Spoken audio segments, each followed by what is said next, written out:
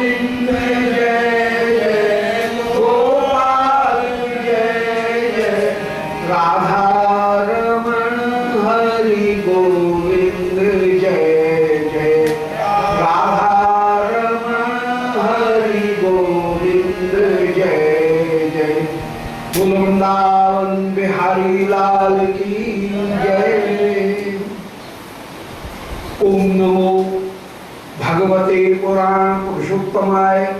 ओम जयति पराशर सूनु सत्यवती हृदय नंदनो व्यासो यस्यास्य कमलगल्तम वाग्मय ममतम जगत पिबती विश्वसर्ग विसर्गादि नवलक्षण लक्षितम श्रीकृष्णाक्षरं परम धाम जगद्धाम नमामि तत्। हृदयस्य प्रेरणया प्रवर्तितोऽहं पराकरूपोऽपि तस्य हरेः पदकमलं वन्दे श्री चैतन्यदेवस्य वन्देऽहं श्रीगुरो श्रीयुत्पदकमलं श्रीगुरुं वैष्णवांश्च श्रीरूपं साग्रजातं सहगण रघुनाथान्वितं तं सजीवं साद्वैतं सावधूतं परिजन सहितं श्रीकृष्ण चैतन्य देवं श्रीराधा कृष्ण पादान् सहगण ललिता श्री विशाखान्वितांश्च आज्ञानलंबित भुजौ कनकावदातौ संकीर्तनैक पितरौ कमलायताक्षौ विश्वंभरौ द्विजवरौ युधर्मपालौ वंदे जगत्प्रियकरौ करुणावतारौ अनर्पितचरीं चिरात् करुणयावतीर्णकलौ समर्पयत उन्नतोज्ज्वलरसां स्वभक्तिश्रियं हरिपुरसुन्दर द्वितकदम्ब सन्दीपितः सदा हृदय कंदरे स्फुरतवश्यचीनन्दनः जयतां सुरतौ पंगो मन्मतेर्गति मत्सर्वस्व पदाम्भोजौ श्रीराधा मदन मोहनौ अनदिव्य वृंदारण्य कल्पद्रुमाध श्रीमद रत्नागार रत्न सिंहासनस्थौ श्रीमद राधा श्री गोविंद देवौ प्रेष्ठालीभिस्सेव्यमानौ स्मरामि। नारायणं नमस्कृत्य नरं चैव नरोत्तमं देवीं सरस्वतीं व्यासं ततो जयमुदीरयेत्। वाञ्छाकल्पतरुभ्यश्च कृपा सिन्धुभ्यैव च पतितानां पावनेभ्यो वैष्णवेभ्यो नमो नमः। हे श्री सनातन प्रभो करुणाम्बुराशे हे रूप दुर्गत जनैक दयावलोको हे भट्टयुग्म सुमते रघुनाथ दास श्री जीव में कुरुत मंद मते दयां दरा। तुलसी काननम यत्र यत्र पद्म बनानि च पुराण पठनम यत्र तत्व सन्निहितो हरि। बोलो वृंदावन बिहारी लाल की जय।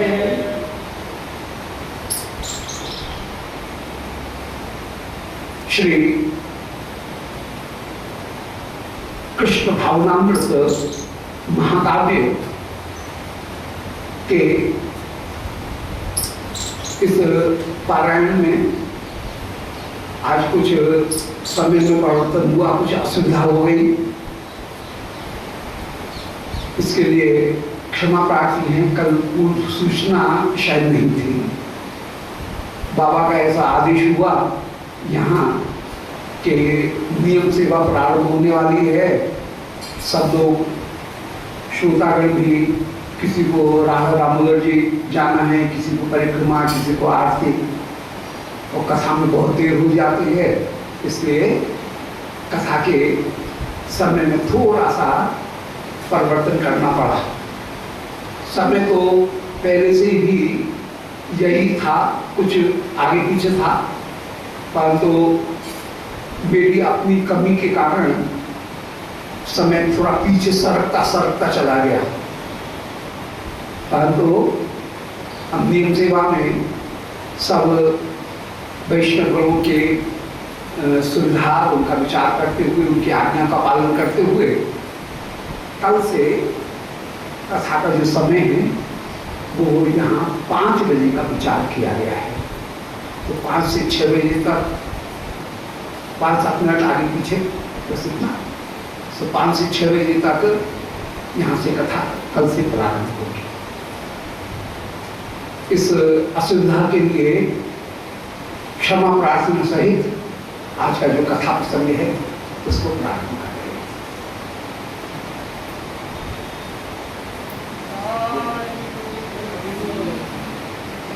परम मंगल श्रीमद कृष्ण भावनामृत मध्यान्ह लीला के अंतर्गत श्री योग पीठ उनका ध्यान श्री विश्वनाथ चक्रवर्ती जी कर रहे थे, और जिसमें 83वें श्लोक में ये निरूपण कराए कि मध्य में श्री युगल सरकार विराजमान है, पूर्व में अर्थात श्याम सुंदर की ओर, श्याम सुंदर के कुछ पीछे श्री ललिता जी विराजमान है, और ललिता जी के सामने तुंग विद्या विराजमान है। इसका मतलब है पश्चिम में तुंग विद्या विराजमान है। तुंग विद्या जी जो हैं वो पश्चिम में सामने की तरफ विराजमान है। अब तुंग विद्या जी के बिल्कुल बगल में तुंग विद्या जी वीणा लेकर के विराजमान है, तो वीणा लेकर के जो विराजमान है उनके बगल में जो संगत करने वाला भी उनके साथ में चाहिए, तो श्री तुंग विद्या जी के साथ में इंदुलेखा जी भी पास में विराजमान है। श्री विशाखा जी आप श्री किशोरी जी के बगल में विराजमान, वाम भाग में श्री विशाखा जी हैं, और विशाखा जी के कुछ पीछे चंपकलता जी। यदि चित्र में देखें तो बीच में जैसे श्री युगल सरकार है, इधर श्री ललिता जी है, ये ललिता जी है, और ललिता जी के सामने पश्चिम दिशा में सामने ये आगे तुंग विद्या जी, श्री तुंग विद्या जी यहाँ पर विराजमान। तुंग विद्या जी के बगल में ही इंदुलेखा जी, तो बीच में प्रियालाल, ऊपर श्री ललिता जी, नीचे श्री तुंग विद्या जी, और उनके बगल में श्री इंदुलेखा जी वहां पर विराजमान। श्री ललिता जी आप, विशाखा जी आप श्री प्रिया जी के बगल में विराजमान, विशाखा जी, और उनके पीछे यहां पर श्री चंपकलता जी, ललिता जी के पीछे चंपकलता जी विराजमान है, और इधर श्री रंगदेवी जी और सुदेवी जी। तो एक तरफ रंगदेवी जी, सुदेवी जी, इधर की तरफ श्री तुंग विद्या जी और चित्रा श्री इंदुलेखा जी, बगल में श्री प्रिया जी के श्री विशाखा जी, विशाखा जी के पीछे चंपकलता जी, श्याम सुंदर के पास में पीछे की तरफ कुछ चमक करती हुई श्री ललिता जी, और ललिता जी के बगल में दक्षिण में श्री चित्रा जी इस तरह से विराजमान है। तो यहाँ पर परंतु ये जो स्वरूप है ललिता इनका, वो स्वरूप ये नहीं है कि सर्वदा इसी स्थान पर रहे। सेवा करने में काकाक्षी गोलकन न्याय से ये कहीं भी, कोई भी सखी कहीं भी आप विचरण कर सकती है। तो पूर्व श्लोक में निरूपण कराए थे, 83वें श्लोक में, 2 दिन से 83 श्लोक में अटके हुए हैं। 83 श्लोक में, 83वें श्लोक में ये निरूपण कराए थे।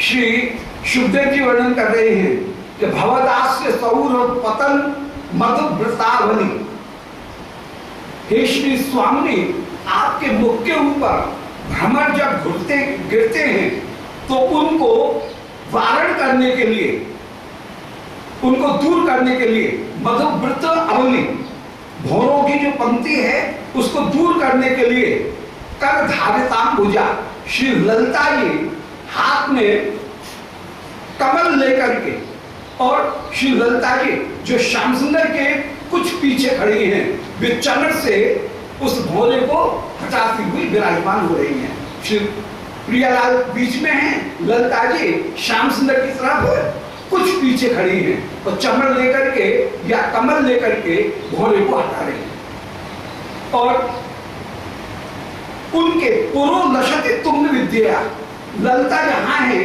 उनके आगे नीचे सामने श्री तुंग विद्या जी विराजमान है, और तुंग विद्या जी हैं उनके साथ में तथेन्दु लेखया, इंदुलेखा जी ये भी विराजमान है। तुंग विद्या जी ने अपने हाथ में ले रखा है बड़ी सुंदर वीणा, और श्री जो इंदुलेखा जी हैं वे इंदुलेखा जी नृत्य की शिक्षा देते हुए भी अपूर्ण रूप से विराजमान है। साथ में वाद्य के साथ में गायन करती हुई या नृत्य करती हुई श्री तुंगलेखा जी अपूर्ण रूप से, इंदुलेखा जी अपूर्ण रूप से विराजमान है। अब अनुदक्षिणोत्तर दिशा विशाखा, श्री विशाखा के दक्षिण और उत्तर दिशा में सहचित्रया, श्री विशाखा जो है उनके उत्तर दक्षिण दिशा में सहचित्रया, श्री चित्रा जी उत्तर दिशा में और विशाखा जी आप दक्षिण दिशा में। चित्रा जी उत्तर दिशा में है और विशाखा जी दक्षिण दिशा में आप विराजमान हैं। तो उस समय आप दोनों विराजमान हैं। तो विशाखा जी दक्षिण में और चित्रा जी उत्तर में। तो अनुदक्षिणोत्तर दिशा विशाखया सहचित्रया व्यजन चाल चाल में ये चमक करती हुई विराजमान है। और व्यतिदर्शनोपाधिक धर्म बिंदव सहसास्ताम दर्शतिवाम सहोदिता। श्री प्रियालाल जब एक दूसरे का दर्शन करते हैं, व्यति दर्शन, व्यति दर्शन का मतलब उन्होंने उनका दर्शन किया, उन्होंने उनका दर्शन किया। प्यारी ने श्याम सुंदर का दर्शन किया, श्याम सुंदर ने प्रिया जी का दर्शन किया। जब एक दूसरे का दर्शन करते हुए विराजमान हैं तो दोनों के श्रीमस्तक के ऊपर भावजन्य प्रश्वेत बिंदु उत्पन्न हो रहे। लाल जी के श्रीमस्तक पर भी और प्रिया जी के श्रीमस्तक पर भी दोनों जगह घर्म बिंदु उत्पन्न हो रहे हैं। घर्म बिंदु कहते हैं, घर्म कहते हैं पसीना, पसीने की जो बिंदु है प्रश्वेत बिंदु, वो घर्म बिंदु दोनों के श्रीमस्तक के ऊपर उत्पन्न हो रही हैं। तो श्री विशाखा और चित्रा, उधर ललिता, ये सब कहीं न कहीं चमक करती हुई विराजमान है। विशेष रूप से श्री चित्रा जी चमक करती हुई विराजमान है। व्यंजन पंखा लेकर के बीजना करती हुई विराजमान है। तो उनके कारण सहसा अस्तताम दर्शतिवाम, वो जो प्रश्वेत की बिंदु है वे सहसा अस्तता को धारण कर लेती हैं। अर्थात प्रश्वेत की बिंदुएं सूखती हुई चली जाती हैं। पंखा करने से श्री प्रियालाल दोनों के मस्तक के ऊपर भावजन्य जो प्रश्वेत आया, वह भावजन्य प्रश्वेत पंखा करने से दूर हो जाता है। तो बीच में श्री प्रियालाल, इनमें श्री प्रिया जी के बगल में श्री विशाखा जी विराजमान है। श्याम सुंदर के बगल में कुछ पीछे श्री ललिता जी विराजमान है। ललिता जी के बिल्कुल सामने पश्चिम दिशा में तुंग विद्या जी हैं। तुंग विद्या जी के बगल में श्री इंदुलेखा जी नृत्य कर रही हैं और सामने ही एक और श्री रंगदेवी जी और सुदेवी जी दोनों की दोनों विराजमान हैं। श्री ललिता उनके बगल में दक्षिण उत्तर दिशा में श्री चित्रा वे आनंद पूर्वक विराजमान है। और इस प्रकार आनंद पूर्वक आठों सखीगण ये सब विराजमान है। परंतु इन सब सखीगणों की स्थिति ये है कि जब जहां जो सेवा मिले सब बदल बदल करके भी आनंद से सेवा करती रहती हैं। उनमें अपनी विशेष सेवा में इनकी विशेष रुचि है, परंतु सभी सेवा सभी को प्राप्त है। ऐसे श्री योगपीठ में इन सखियों का विशेष रूप से ध्यान कर रहे हैं। और श्री रूप गोस्वामी जी ने जो जैसे संकेत दिया कि जो कल के प्रसंग में निरूपण कराए कि 18 प्रकार की जो सेवाएं हैं, वो 18 प्रकार की सेवाएं सब सखीगण करती हुई विराजमान हैं। 17 प्रकार की जो सेवाएं हैं उनका निरूपण कराए थे। वृषभ प्रेम गुणोत्कीर्ति तयो आसक्तिकारता अभिसार, माने एक दूसरे के सामने प्रेम और गुणों का वर्णन करना, दोनों को परस्पर आसक्त कराना, दोनों का अभिसार कराना, सखी को श्याम सुंदर के श्रीहस्त में समर्पित करना, दोनों के साथ में परिहास करना, दोनों को विरह व्याकुल अवस्था में धैर्य प्रदान करना, दोनों के श्रृंगार की रचना करना, दोनों के हृदय के भाव को कहीं खोल देना, खुलवा देना, हृदय की बात को उगलवा देना, दोनों के छिद्र की दोष की समृद्धि करना, ढांकने का प्रयत्न करना। श्री स्वामी उनको गुरुजन पति मंदिर गोप इत्यादि से उनकी रक्षा करना। श्री युगल सरकार दोनों को काम केली की शिक्षा प्रदान करना, प्रेम की शिक्षा प्रदान करना, दोनों को मिलाना, समय आने पर गीजन आदि के द्वारा, पंखा आदि के द्वारा सेवा करना, दोनों को उलाहना देना, दोनों के संदेश को एक दूसरे के पास में पहुंचाना। यदि मिलन करने में कहीं कोई बाधा आ रही है तो दोनों को की निंदा करना, दोनों को डांटना। सखी का ये अधिकार है कि निंदा करने का भी उसको अधिकार है। फिर दोनों के प्राणों की रक्षा करना, ये इत्यादि इत्यादि बहुत सारी, माने निकुंज मंदिर इत्यादि की रचना करना, ये सब सखी गणों की सेवा। और इन सखी गणों की सेवा का क्या निरूपण किया जाए? इन सखियों की जैसी यही है, इन्हीं सी और न कोई उपमा कहत कौन मत हुई। ये सखी जो है इनकी तुलना कोई नहीं कर सकता है। प्रिय प्यारी इच्छा बप जोई, ये दो सारी सखियां प्रिय प्यारी की इच्छा स्वरूपा होकर के ही विराजमान है। इच्छा सखी अनु, प्रिया शक्ति आह्लादनी, किशोरी जो आह्लादनी शक्ति है, प्रिय आनंद स्वरूप, श्याम सुंदर आनंद है, रस स्वरूप है। तन वृंदावन जगमगे, जो वृंदावन है वो युगल सरकार का ही शरीर है, तन है। वृंदावन धामोधामी दोनों में भेद नहीं। और इच्छा सखी अनु, जितनी भी सखीगण हैं वे सब इच्छा से युक्त होकर के विराजमान है। ये सखीगण ही वो अपूर्व रस की स्वरूप हैं। बंदो रसिक आनंद जन अति करुणा के एन, बानी दंपति मिलन की जिनन बनाए ने। उन रसिक जनों की हम वंदना करें, जिन रसकों ने श्री विष्णु चक्रवर्ती के पाद जैसे जो रसिक जन हैं, जिन्होंने इस लीला का गायन किया। तो बंदो रसिक आनंद जन, जो आनंद रसिक जन हैं उनकी वंदना करें, जो अति करुणा के एन, अत्यंत करुणा के जो स्थान होकर के विराजमान। जैसे गाय के एन में ही दूध रहता है, ऐसे ये करुणा के एन होकर के विराजमान। एन कहते हैं गाय के थन का दूध का बासन। एचना और एचना के ऊपर होता है बासन, बासन और बासन में 4 एचना होते हैं, 4 थन होते हैं। तो ये रसिक जन जो है वो करुणा के एन है। करुणा यदि दूध है तो दूध के एन होकर के ये रसिक जन विराजमान है, बासन होकर के विराजमान। वाणी दंपत मिलन की, इन रसकों के द्वारा दंपत मिलन की जो वाणी प्रकट होती है वो वाणी नहीं है, वो मानो जिन्होंने बनाए नैन, ये हमको नेत्र प्रदान कर रहे हैं। तो रसकों की वाणी को वाणी नहीं समझना चाहिए, वे हमको देने वाली, हमको आंखें हैं, हमारे पास में वो आंखें नहीं है, रसकों के पास में वो आंखें। और रसकों ने जब वाणी को प्रदान की तो उस वाणी के द्वारा मानो नेत्र ही वे हमको प्रदान करते हुए विराजमान हैं। तो ये सखीगण जो है वो सखीगण अपूर्व रूप से परम परम कृपामयी होकर के विराजमान। छाण कपट भ्रम दिन दुलर आवे और तिन को भाग कहत नहीं आवे। इन सखियों में कपट और भ्रम नहीं है। कपट किसका नाम?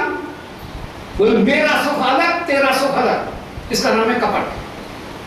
पर इन सखियों में अपना सुख है ही नहीं, सदा प्यारी प्रिया प्यारे का ही, प्रिया लाल का ही इनमें एकमात्र सुख है। तो छाण कपट भ्रम, इनमें कपट नहीं है। कपट माने अपना सुख अपने पास में रख लिया, फिर श्याम सुंदर के सुख की बात करेंगे। पहले अपने हिस्से का सुख अपनी जेब में रखो, ऐसा भाव इनमें नहीं। छाण कपट भ्रम दिन दुलरावे, दिन दुलरावे माने नित्य प्रति प्रिया लाल की सेवा करते हुए विराजमान होते हैं। दिन को भाव भाव कहत नहीं जावे। ऐसी जो सखी है उनके भाग्य का कोई भी वर्णन नहीं कर सकता है। ये सखीगण अद्भुत होकर के विराजमान। श्री प्रियालाल योगपीठ में जिस समय विराजमान है उस समय मानो आज श्री किशोरी जी के श्री अंग से जो अपूर्व लहर निकल रही है, उन लहर में श्याम सुंदर डूबे चले जा रहे हैं। और उन डूबते हुए श्याम सुंदर को यदि कोई उबारने वाली है और रस का आस्वादन प्राप्त कराने वाली है, तो वे सखीगण है। ये सखियों की महिमा, सखियों की महिमा का क्या कहां निरूपण किया जाए। रस को निवेदन किया कि तरुणी तरंगन में पड़े अरुझे बाल सिवा पैरत साहस सखिन के अति आवर्त बिहार।